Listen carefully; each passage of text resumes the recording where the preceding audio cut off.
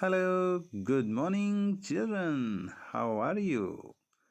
Today is Thursday, 22nd July 2021. You are most welcome today in our next session. Dear students, in class 6 in English, we'll discuss about the poem Rainy Day. Okay, let's start. I put on my coat and boots on my feet. I put on my hat and stroll down the street. इसका मतलब है मैंने अपना पहना coat और पैरों में जूते। मैंने पहनी अपनी टोपी और चला सड़क पे टहलने।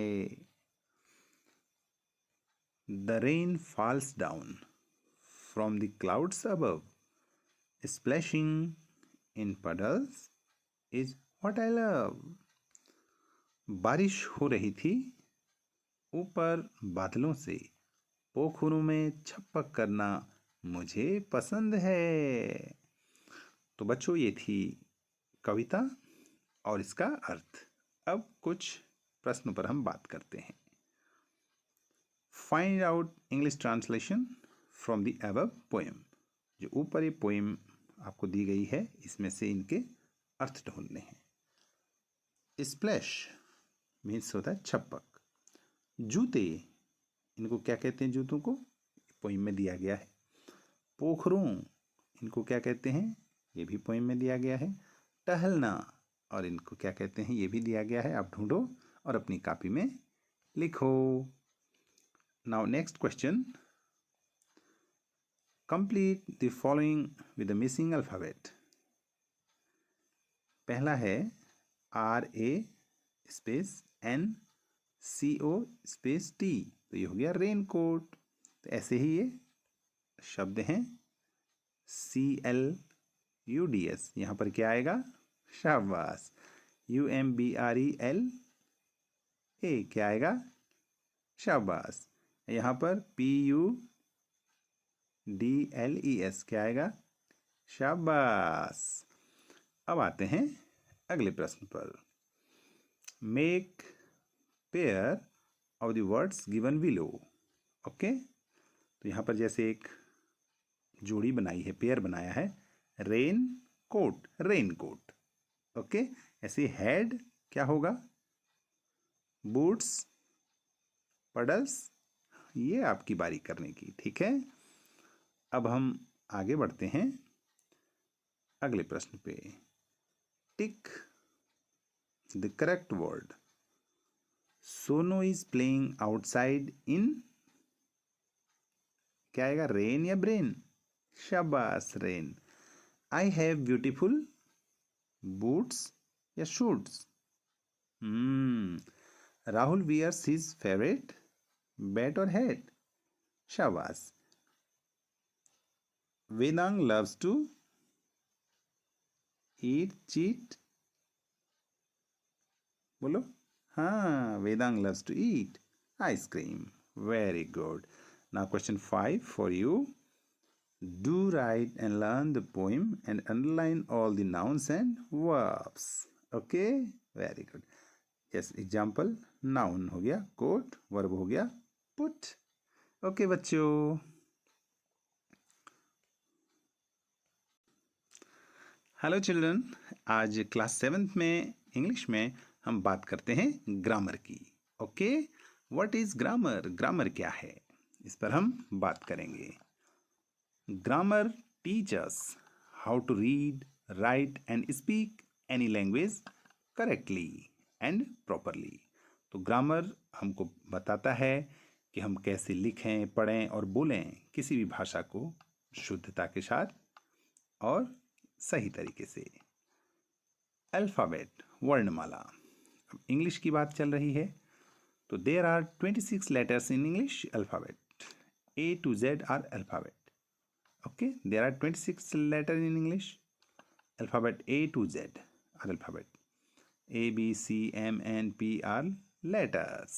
Okay, तो इंग्लिश में 26 अल्फ़ाबेट होते हैं। अब आते हैं वॉवेल्स, स्वर। The letters which are spoken without the help of other letter are called vowels. स्वर वे होते हैं जिनको हम बिना किसी दूसरे की मदद के बोल सकते हैं। There are 5 vowels in English alphabet of English, A E I O U। कौन कौन से हैं? A E I O U। Okay, good. ये 5 स्वर हैं। कंसोनेंट, व्यंजन, the letters which need the help of other letters, अर्थात वॉवल्स, जिन अक्षरों को दूसरे अक्षरों की मदद की जरूरत होती है, for pronunciation are called consonant. उच्चारण के लिए जिन अक्षरों को दूसरे अक्षरों की जरूरत होती है, अर्थात स्वरों की जरूरत होती है, उनको व्यंजन कहते हैं। All the letters except vowels are consonant. There are 21 consonant in English alphabet. Okay, good. अब आते हैं वर्ड, शब्द क्या है। Vowels and consonant together make the word which have some meaningful meaning, as COW equals cow. यहाँ पर C और W consonant हैं और O वॉवेल, ठीक है। तो स्वर और व्यंजन जब मिलकर एक अर्थपूर्ण शब्द बनाते हैं, जैसे काउ। ओके, IN के इंक, मैन, ये सारे उदाहरण। अब आते हैं सेंटेंस। सेंटेंस किसे कहते हैं? A group of words that makes complete sense is called a sentence. A group of words, शब्दों का एक समूह, दैट मेक्स कंप्लीट सेंस, जिससे एक पूरा भाव आता है, इज कॉल्ड अ सेंटेंस, वाक्य कहलाता है। एज, जैसे माई नेम इज टीना, मेरा नाम टीना है। यू आर माई सिस्टर, तुम मेरी बहन हो। दिस इज माई पेन, यह मेरी कलम है। डू योरसेल्फ, अब आपके लिए करने को। व्हाट इज ग्रामर, ऊपर दिया है, पढ़ो और याद करो। How many alphabets are there in English, बताओ अंग्रेजी में कितने अल्फाबेट होते हैं। Write A to Z in and circle vowels, A to Z लिखो और उसमें वॉवेल्स को सर्किल करो। What are vowels, write definition, vowels क्या है उनकी परिभाषा लिखो। व्हाट आर कॉन्सोनेंट, कॉन्सोनेंट क्या है, राइट डेफिनेशन, उनकी परिभाषा लिखो। Okay okay. Hello children, in class 8 in English, today we will learn about something special. There is an activity. Okay, let's start. Activity number 1, passage को पढ़कर question के answer दीजिए। I spotted, I means author. Author spotted it in a junk shop in Bridport, a roll top desk. The man said it was early 19th century and oak. I had wanted one, but they were far too expensive. This one was in the bad condition, the roll top in several pieces, one leg clumsily mended, scotch marks all down one side. It was going for very little money. I thought I could restore it. It would be a risk, a challenge, but I had to have it.